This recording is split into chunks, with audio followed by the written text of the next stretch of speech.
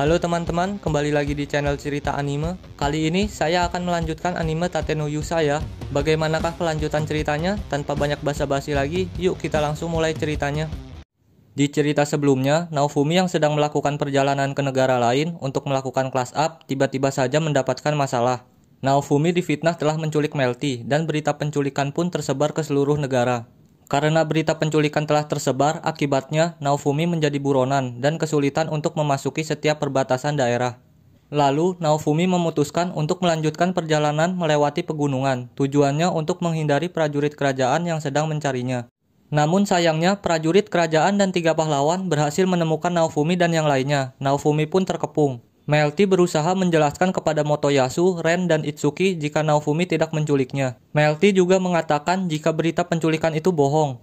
Namun saat Melty memberi penjelasan, tiba-tiba saja Main muncul dan mengacaukan penjelasan Melty. Main mengatakan jika Naofumi telah mencuci otak Melty, sehingga Melty menurut kepada Naofumi. Bodohnya ketiga pahlawan malah mempercayai perkataan Main. Lalu Main pun menyerang Melty dengan sihirnya. Tujuan Main sebenarnya ingin membunuh Melty agar bisa menjadi putri mahkota selanjutnya. Beruntung Naofumi berhasil melindungi Melty dan teman-temannya, lalu Naofumi pun kabur. Lalu saat beristirahat karena kelelahan, tiba-tiba saja muncul prajurit pengintai yang diperintahkan Ratu. Prajurit itu menyuruh Naofumi untuk menemui Ratu, karena Ratu akan membantu Naofumi untuk menyelesaikan masalahnya. Karena perintah itu, Naofumi dan yang lainnya pun berencana pergi ke lokasi keberadaan Ratu. Lalu singkat cerita, esok harinya saat di perjalanan, Naofumi menemukan daerah yang ditinggali manusia setengah binatang. Lalu Melty mengatakan jika dia memiliki kenalan bangsawan yang memimpin wilayah tersebut. Bangsawan itu bernama Reynot. Melty berencana untuk meminta bantuan kepada Reynot. Lalu Melty pun menemui Reynot. Setelah menemuinya, Reynot pun menawarkan Naofumi dan yang lainnya untuk beristirahat di rumahnya dan tinggal untuk sementara waktu. Namun seorang bangsawan dari kota tetangga yang bernama Idol mengetahui keberadaan Naofumi. Lalu bangsawan itu memerintahkan pasukannya untuk mencari Naofumi di kediaman Reynot. Reynot pun ditangkap karena telah membantu Naofumi yang seorang buronan. Naofumi yang melihat Reynot ditangkap langsung masuk ke dapur untuk bersembunyi bersama dengan Raptalia. Lalu tiba-tiba saja pasukan masuk ke dapur. Beruntung Melty datang dan mengalihkan perhatian pasukan. Melty mengatakan jika Naofumi sudah pergi meninggalkan rumah. Lalu Melty pun dibawa oleh pasukan dan Idol. Setelah aman, Naofumi dan Raptalia pun mencari Viro. Beruntung Viro berhasil bersembunyi di tempat yang aman. Lalu malam harinya, Naofumi, Viro, dan Raptalia berencana untuk menyelamatkan Melty dan Reynot di kediaman Idol. Ternyata Raptalia memiliki kenangan buruk dengan Idol.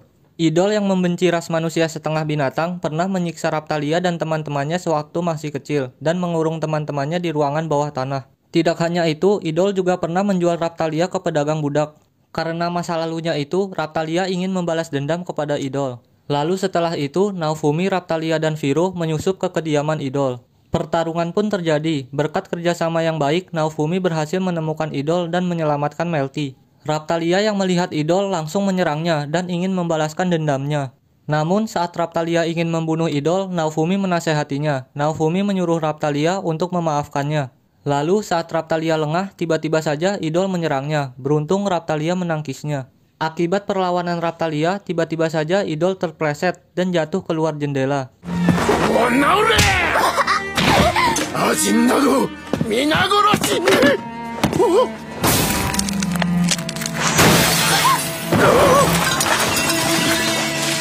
Setelah pertarungan berakhir, Raptalia pergi ke ruangan bawah tanah untuk menyelamatkan teman-teman masa kecilnya yang dipenjara.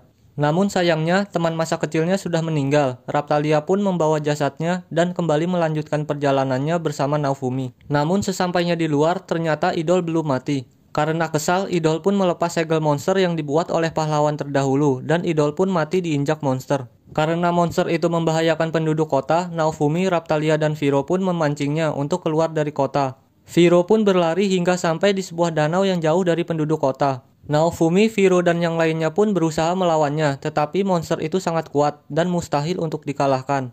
Namun keajaiban datang, Ratu Virorial muncul dan mengalahkan monster dino tersebut. Naofumi dan yang lainnya pun terselamatkan. Ratu Virorial itu bernama Vitoria. Setelah pertarungan berakhir, Vitoria ingin berbicara dengan Naofumi dan mengajaknya ke suatu tempat.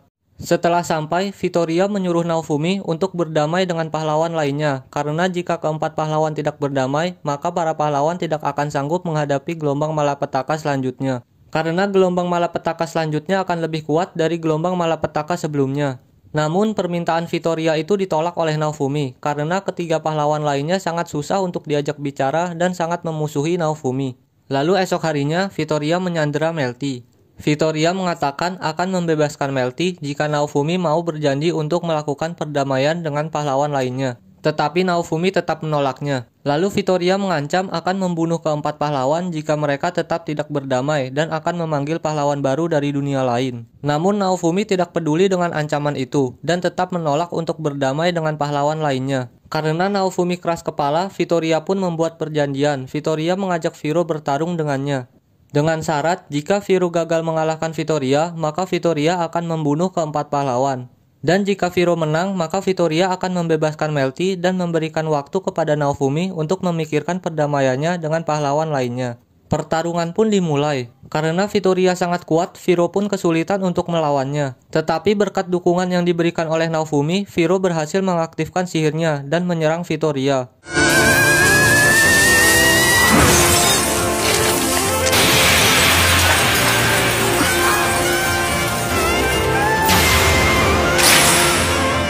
Vittoria pun mengakui kekuatan Viro, lalu Vittoria mengaku kalah dan membebaskan Melty. Tidak hanya itu, Vittoria juga menjadikan Viro sebagai penerus Ratu Virorial selanjutnya. Lalu malam harinya, Naofumi mengatakan kepada Vittoria bahwa dia akan mencoba berdamai dengan pahlawan lainnya. Lalu esok harinya, Naofumi dan yang lainnya kembali melanjutkan perjalanannya. Namun saat di perjalanan, Naofumi malah bertemu dengan Motoyasu. Karena Naofumi sudah berjanji kepada Vittoria untuk berdamai dengan pahlawan lainnya, Naofumi pun berusaha menjelaskan semua kesalahpahaman yang terjadi kepada Motoyasu. Namun Motoyasu tetap tidak mempercayai perkataan Naofumi dan terus menyerang Naofumi. Lagi-lagi, main mengganggu pembicaraan Motoyasu dengan Naofumi dan menambah kemarahan Motoyasu. Lalu saat di tengah perdebatan, tiba-tiba saja suasana menjadi sepi. Viro mengatakan bahwa dirinya merasakan adanya energi sihir yang sangat besar. Lalu Viro menyuruh Naofumi untuk membuat tumpukan perisai di atas langit. Dan benar saja, serangan yang besar datang. Beruntung Naofumi berhasil menahan serangan tersebut dengan perisainya dan berhasil menyelamatkan semua orang. Ternyata dalang dibalik penyerangan itu adalah pihak gereja. Tujuan serangan itu untuk membunuh Naofumi karena kebenciannya terhadap pahlawan perisai. Tidak hanya ingin membunuh Naofumi, pihak gereja juga ingin membunuh Motoyasu, Ren, dan Itsuki karena telah menjadi pahlawan yang tidak berguna dan sering membuat kekacauan. Lalu Pastur Balmus pun menyerang Naofumi dan Motoyasu dengan replika senjata pahlawan. Senjata ini sama kuatnya dengan senjata yang dimiliki keempat pahlawan. Bahkan senjata ini bisa merubah wujudnya menjadi pedang, panah, tombak, dan perisai. Lalu saat Pastur Balmus mau menyerang kembali, tiba-tiba saja muncul Itsuki dan Ren datang membantu. Keempat pahlawan pun bersatu, lalu mereka berempat bekerja sama untuk mengalahkan Pastur Balmus. Pastur Balmus pun kesulitan menghadapi keempat pahlawan. Lalu Pastur Balmus meminta bantuan energi sihir kepada para pengikutnya. Energi sihir itu dapat memperkuat Pastur Balmus, akan tetapi energi sihir yang diberikan secara terus-menerus dapat membunuh para pengikutnya. Lalu di sisi lain, Ratu Mirelia menyiapkan pasukan berjumlah besar untuk membantu para pahlawan menghadapi Pastur Balmus. Kembali ke Naofumi dan yang lainnya. Karena terdesak, Naofumi kembali menggunakan perisai amarahnya. Lalu Naofumi melakukan serangan gabungan bersama pahlawan lainnya. Tetapi serangan itu masih belum bisa melumpuhkan Pastur Balmus. Lalu Pastur Balmus membalas serangan para pahlawan dengan senjata replikanya. Naofumi dan yang lainnya pun terdesak. Beruntung Ratu datang tepat waktu dan menyerang Pastur Balmus dengan sihir esnya. Karena Pastur Balmus terkunci akibat sihir es, Naofumi pun langsung mengambil kesempatan dan menyerang Pastur Balmus.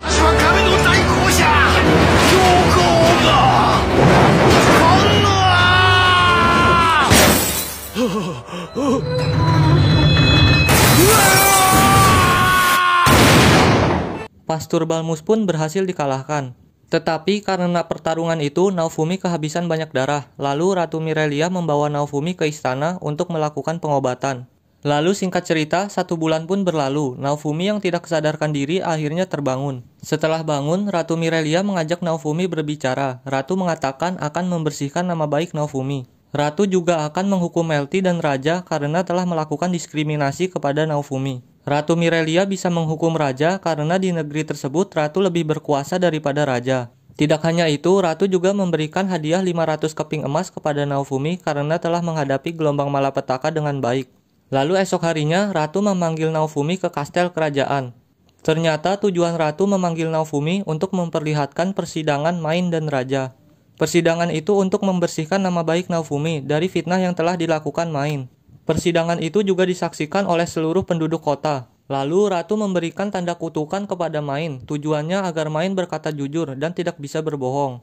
Lalu ratu memberikan banyak pertanyaan kepada Main dan Raja. Ternyata selama ini Main selalu memfitnah Naofumi dan mempersulit Naofumi. Begitu juga dengan Raja. Raja bersalah karena telah melakukan diskriminasi kepada Naofumi. Karena kesalahannya itu, ratu pun menjatuhi hukuman mati kepada Main dan Raja. Karena Naofumi merasa kasihan terhadap Ratu Mirelia karena harus menghukum anak dan suaminya dengan cara eksekusi mati, Naofumi pun langsung menghentikan eksekusi tersebut. Lalu Naofumi meminta kepada ratu untuk mengganti hukumannya. Naofumi meminta kepada ratu untuk mengubah nama Raja Merlomar menjadi Raja Sampah dan mengubah nama Main menjadi Lacur sebagai ganti hukuman mati. Ratu pun menyetujui permintaan Naofumi. Ratu Mirelia juga merasa lega karena tidak jadi mengeksekusi anak dan suaminya. Setelah persidangan selesai, Naofumi kembali melanjutkan perjalanannya. Namun saat keluar istana, Naofumi disambut oleh para penduduk. Para penduduk telah mengubah pandangannya kepada Naofumi. Naofumi yang tadinya dihina dan dijauhi mulai didekati dan dihormati. Karena persidangan yang dilakukan ratu membuktikan jika selama ini Naofumi tidaklah bersalah. Lalu singkat cerita, esok harinya, karena semua masalah sudah selesai, Naofumi, Viro, dan Raptalia pun diizinkan melakukan class up oleh ratu.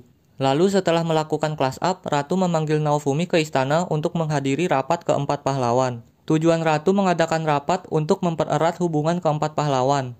Lalu ratu menyuruh keempat pahlawan untuk saling bertukar informasi. Ratu juga memberikan informasi baru kepada para pahlawan, yaitu munculnya Pulau Kalmira. Pulau ini muncul 10 tahun sekali dan digunakan oleh para petualang untuk meningkatkan levelnya. Karena banyaknya monster yang muncul di Pulau Kalmira. Lalu esok harinya, Ratu Mirelia menyiapkan kapal untuk para pahlawan sebagai alat transportasi untuk pergi ke Pulau Kalmira. Di kapal, Naofumi bertemu dengan petualang lain. Petualang itu memiliki tujuan yang sama, yaitu pergi ke Pulau Kalmira.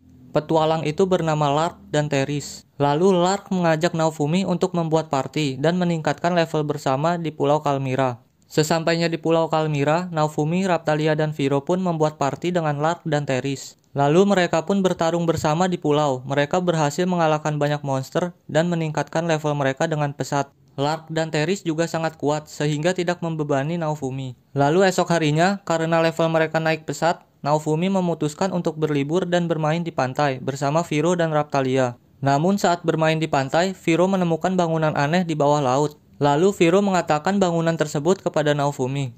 Karena Naofumi penasaran dengan bangunan itu, Naofumi, Raptalia, dan Viro pun mencoba menyelami lautan. Dan benar saja, Naofumi menemukan sebuah bangunan yang sudah rusak. Lalu Naofumi dan yang lainnya mencoba memasuki bangunan itu. Setelah memasukinya, Naofumi pun terkejut karena dia menemukan jam pasir naga. Lalu Naofumi mengecek waktu terjadinya gelombang malapetaka pada jam pasir tersebut. Naofumi pun kaget karena gelombang malapetaka akan datang dalam waktu 2 hari. Lalu Naofumi kembali ke ibu kota menggunakan skill teleportasinya untuk memberitahu ratu tentang serangan gelombang malapetaka yang akan terjadi di Pulau Kalmira. Setelah mendengar penjelasan Naofumi, Ratu Mirelia pun mengirim banyak pasukan ke Pulau Kalmira untuk menghadapi serangan gelombang malapetaka yang akan terjadi di Pulau Kalmira. Singkat cerita, serangan gelombang pun datang.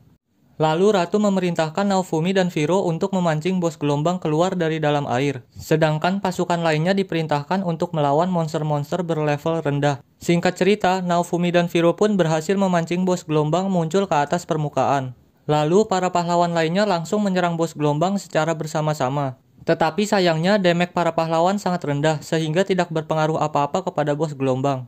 Karena serangan itu, bos gelombang pun marah dan menyerang kapal prajurit. Karena serangan Motoyasu, Ren, dan Itsuki sangat tidak berguna, Naofumi pun meminta bantuan kepada Lark dan Teris. Lalu Naofumi kembali memancing bos gelombang ke permukaan. Setelah bos gelombang muncul, Naofumi pun menyuruh Lark dan Teris untuk menyerangnya.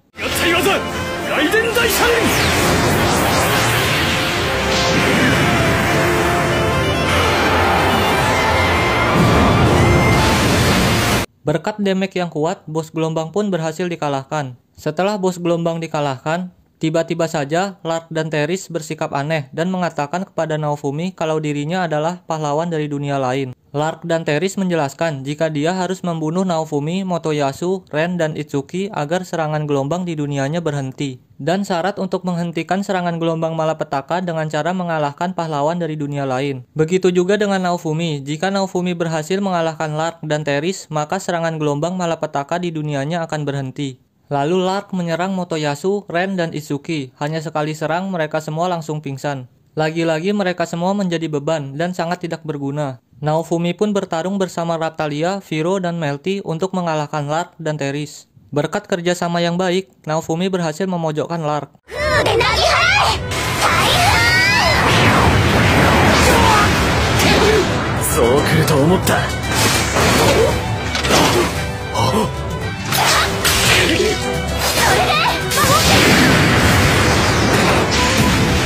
Namun saat Lark sudah terpojok, tiba-tiba saja Glass datang.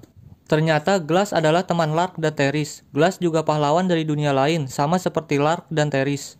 Glass pun menyerang Naofumi, tetapi karena Naofumi yang sudah meningkatkan levelnya dan sudah menjadi lebih kuat dari sebelumnya, Naofumi pun berhasil mengalahkan Glass. Namun saat Glass sudah terpojok, tiba-tiba saja waktu gelombang malapetaka habis. Gelombang malapetaka pun hilang. Lark, Teris, dan Glass pun kembali ke dunia asalnya dan akan kembali di gelombang malapetaka selanjutnya. Setelah gelombang selesai, Naofumi berencana untuk kembali ke ibu kota. Namun sebelum kembali ke ibu kota, Naofumi bertemu dengan petualang yang bernama Risia. Risia adalah salah satu anggota party dari pahlawan panah Itsuki. Namun, Risia dikeluarkan oleh Itsuki karena dia difitnah oleh teman-temannya telah merusak aksesoris milik Itsuki. Mendengar hal itu, Naofumi pun mengajak Risia untuk bergabung dengannya, dan Naofumi pun berjanji akan membersihkan nama baik Risia. Lalu singkat cerita di ibu kota, Ratu menawarkan hadiah kepada Naofumi karena kerja kerasnya melawan gelombang malapetaka. Lalu Naofumi meminta kepada Ratu untuk menjadi pemimpin di kota manusia setengah binatang. Setelah menjadi pemimpin, Naofumi membangun kota tersebut menjadi markas dan melatih para penduduk bertarung untuk mempersiapkan kedatangan gelombang selanjutnya. Dan cerita Tate no Yusa Season 1 pun selesai. Jika kalian mempunyai rekomendasi anime lainnya, kalian bisa komen di bawah ya. Nanti bakal kita bahas kok. Terima kasih untuk yang sudah menonton. Sampai jumpa di video selanjutnya ya. Dah.